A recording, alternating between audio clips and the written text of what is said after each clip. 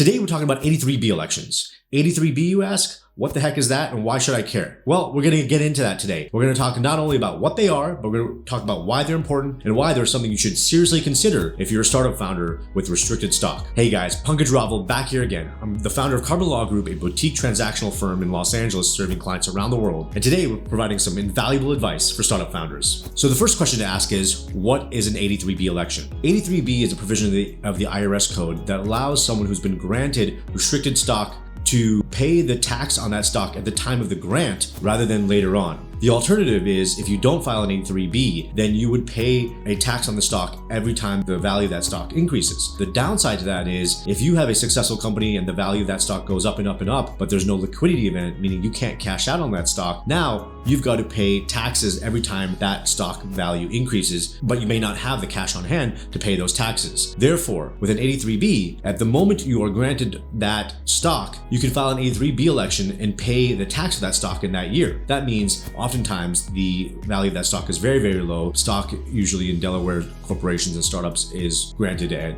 0.001 cents per share. So you are now paying tax as of the value of that stock today using this 83B election. So then the next time you would pay a tax is when you actually have some liquidity event and you can cash out. Now this is so important because it allows individuals to lock in the tax basis at the time of the grant rather than having to deal with those increases in the value of stock, now having to pay your tax based on the increased value of that stock when it vests. So for example, let's say you have a grant of 1 million shares over the next 4 years. The standard is you usually have a 1-year cliff and then the vesting happens over the next 3 years following that. Now, without an A3B election, every time you have vesting of that stock, you would technically owe the IRS money based on the value of that stock when it vests. The concern there is that the increase in the stock price is most likely to go up. If you're a successful company, you're growing and you're getting additional venture financing, the value of that stock is going up and now you are going to have to pay tax when that actually vests, because now that's an asset. That's something that you own and there's value to that. That's compensation from the company. And the IRS is very, very big on taxing you whenever you get any kind of compensation from a company. So whether it's cash or stock or a car, you're gonna have to pay taxes on that. So remember, an 83B election is critical to consider if you are a part of an early stage startup and there's an opportunity to file one. It's not always the right decision for everyone, but oftentimes it will be something to consider and very important to offset some of the taxes that you may incur if you don't file one. Again, consult with a tax advisor, consult with your attorney, consult with someone who's knowledgeable on the subject, but 83B elections are something you should not be just glossing over when you get these stock grants. Make sure you file the proper documentation within 30 days of receiving that grant. Otherwise, you may lose the opportunity to even file the 83B election. And make sure you do it soon, make sure you do it correctly, and make sure you consider all the benefits of doing so, as well as some of the drawbacks if there are any for you in your specific situation. Again, this is just information. Please do not consider this legal advice, but we're here to help. We hope you found this information valuable. We have lots more coming. I'm Pankaj Raval, founder of Carta Law Group, the boutique transactional firm here for deal makers and risk takers. Have a great day.